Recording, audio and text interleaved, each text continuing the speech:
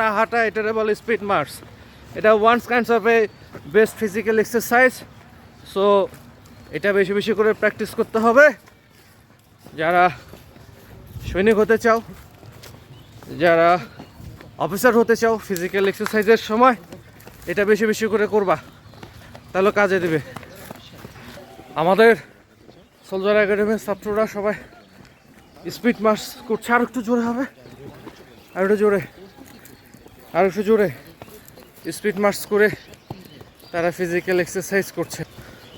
হবে জোরে জোরে জোরে জোরে যাও, আর একটু স্পিড বাড়াও, আর একটু স্পিড, আর একটু স্পিড, জোরে হবে, আর একটু স্পিড, আর একটু স্পিড, আর একটু speed. Good good, speed March করছে আমাদের সোলজার ট্রেনিং একাডেমির শিক্ষার্থীরা।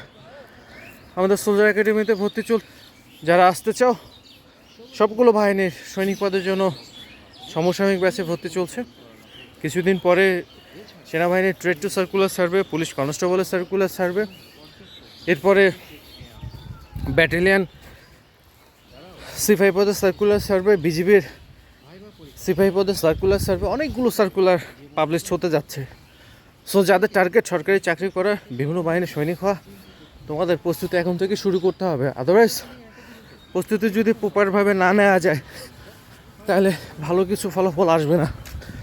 ফিজিক্যাল প্রত্যেকটা বাহিনীতে ফিজিক্যাল হয়ে থাকে। আর একটু জোরে, আর একটু জোরে আসতে হবে, স্পিড মার্চ জোরে করতে হবে, আরো জোরে, আরো জোরে, না দৌড় না হাঁটা, স্পিডে যেতে হবে, ঠিক আছে?